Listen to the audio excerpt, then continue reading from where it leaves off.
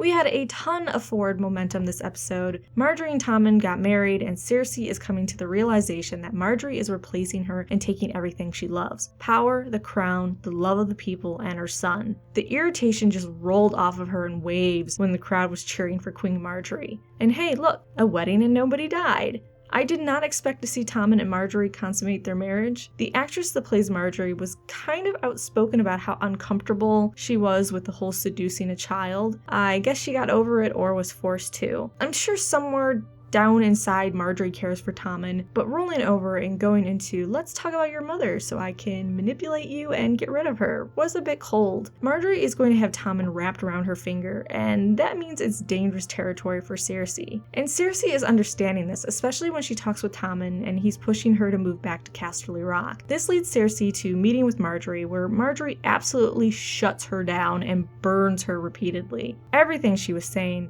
hey, I slept with your son so much. You'll be a grandmother soon. Are you now Queen Mother or Dowager Queen? We're all poking at Cersei, letting her know she's old and replaced. Cersei did handle it like a champ. I almost thought she was going to slap Marjorie at one point. But how empowering for Marjorie. A girl that had almost no power and being threatened by Cersei to a woman that has the king at her fingers. Cersei going to the High Sparrow and trying to put him in power is an interesting move. What exactly does she hope to gain from this? It intrigues me even more to see what she wrote in the letter that she had Qyburn send and what is under his sheet. Qyburn is way too calm and way too creepy. Sansa's plot was just, I want to punch Littlefinger in the face. Hey Sansa, it's time for you, a teenage girl, to take control of your destiny by marrying into a murderous people that get off on torturing people.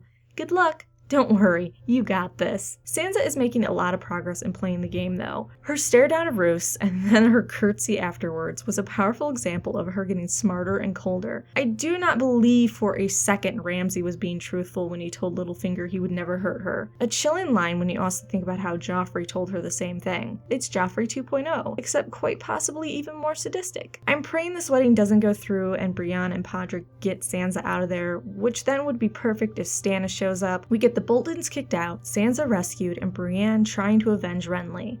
And hopefully failing. I like Stannis. The North remembers was a fist pump moment as well. Sansa has a lot more friends than she knows here.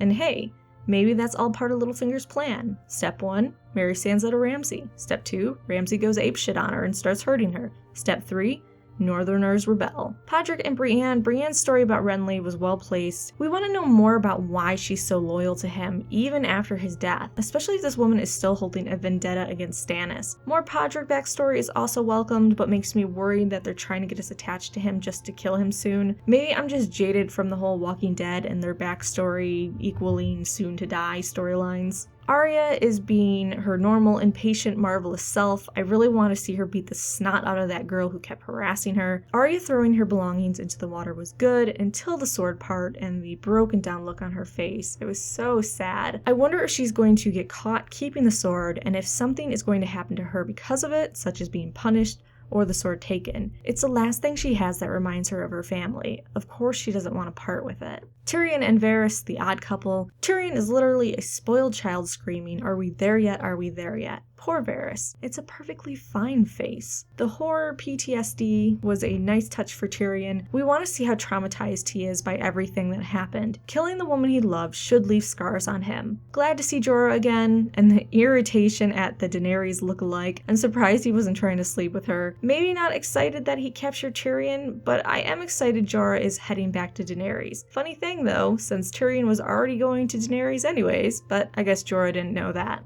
Jon Snow was stepping up in his position as Lord Commander and not taking shit from anyone. Stannis is still trying to woo him, but Jon has the Stark honor and refuses. He even refuses Davos, who we've seen sweet talk people into giving Stannis what he wants before. Seeing Jon execute Janos was rewarding. I loved Alistair, who was supposed to be on Janos' side, going, "Well, nice knowing you. I got First Ranger. Peace." I almost thought Jon was going to spare him when he was begging for mercy, but it was a total fake out. Jon really had no choice. Janos would beg for mercy now, but you know down the road he'd be back up to his antics. Stannis' nod when Jon executed Janos was also pretty awesome. So those are my thoughts on the episode. You can write yours below.